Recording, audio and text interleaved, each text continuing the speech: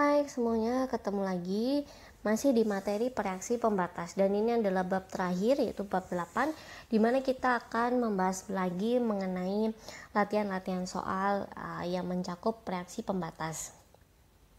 Oke, yang pertama ini termasuk yang sederhana, di mana kita disuruh menentukan reaksi pembatas reaksi antara 76,4 gram C2H3Br3 dengan 49,1 gram oksigen. Kita tulis dulu reaksinya. 4C2H3Br3 plus 11O2 menghasilkan 8 karbon dioksida plus 6 air plus 6 bromium. Nah, kita menentukan mana reaksi pembatasnya. Yang pertama kita ubah semua informasi kuantitatif ke mol ya, agar kita bisa membandingkan satu sama lain dari reaktan-reaktan yang ada. Jadi mol dari C2H3Br3 yaitu gramnya kita bagi dengan mR. 76,4 per 266,72 sama dengan 0,286 mol. Dan untuk mol oksigen dengan cara yang sama kita dapatkan jumlahnya adalah 1,53 mol. Nah, di sini kita asumsikan semua oksigen terpakai.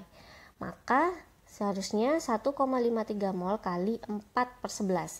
4/11 ini adalah koefisien mol reaksi yang udah setara ya, ini 4/11. 4/11. Dan kita dapatkan nilai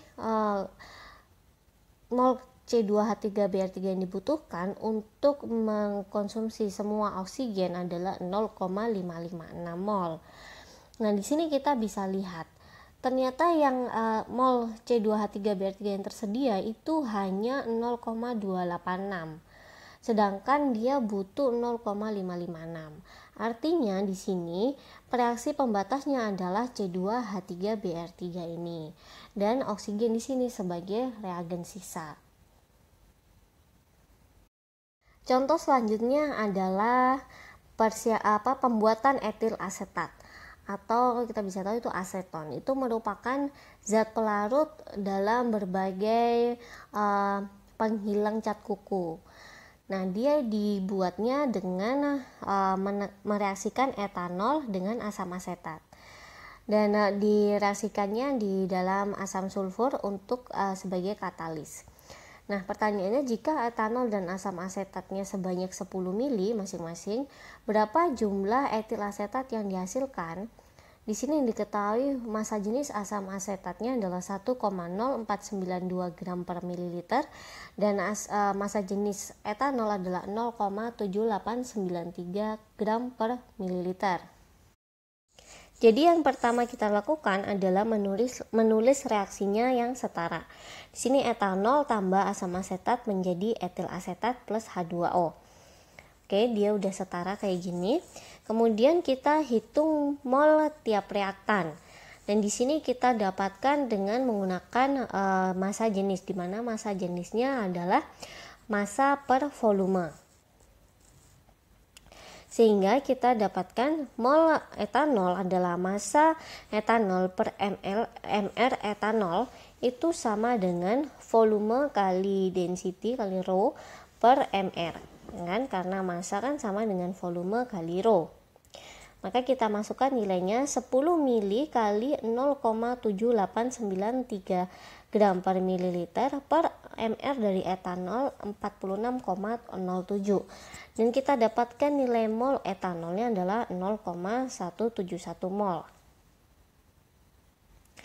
Nah, dengan cara yang sama kita akan menghitung nilai mol dari asam asetat, dan kita dapatkan mol asam asetatnya adalah 0,175 mol. Nah, dari perhitungan kedua mol reaktan kita bisa tahu mana yang reaksi pembatasnya. Kan kalau kita lihat untuk reaksi pembuatan etil asetat ini, kita tahu bahwa koefisien masing-masing reaktan itu adalah 1:1 untuk menghasilkan 1 mol etil asetat. Artinya nilai mol nyata untuk etanol dan asam asetat seharusnya sama, yaitu entah 0,171 semua atau 0,175 semua. Nah, di sini kita bisa tahu kan ternyata mol dari etanol lebih kecil dibandingkan mol dari asam asetat. Sehingga kita bisa katakan bahwa etanolnya adalah reaksi pembatas dan asam asetatnya adalah sebagai reagen yang sisa.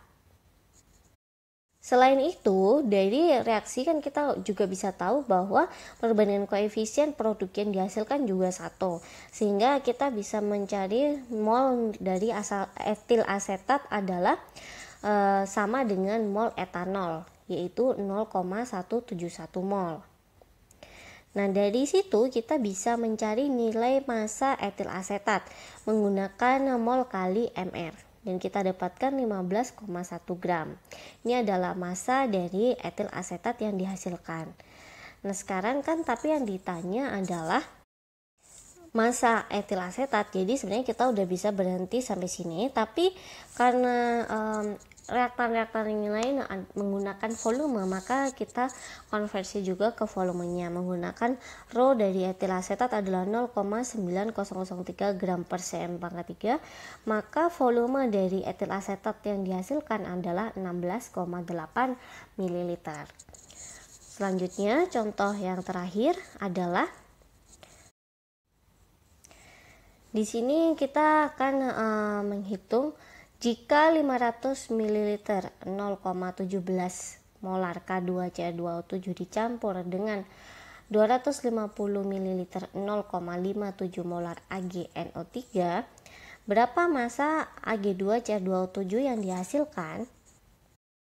Jadi ketika kita mereaksikan silver nitrat, perak nitrat dengan kalium dikromat, kita akan mendapatkan perak dikromat ditambah dengan kalium nitrat, dan ini warnanya adalah padatan merah. Nah, untuk reaksinya kita tentukan dulu dia udah setara apa belum, dan oke, dia udah setara, maka kita lanjutkan ke perhitungannya. Jadi kita bisa lihat di sini, yang pertama kita lakukan adalah mengubah semua informasi ke mol. Oke, jadi kita lihat mol reaktannya, kalium dikromatnya adalah volume kali molar, maka volumenya 0,5 liter kali 0,17 mol per liter, maka molnya adalah 0,085 mol.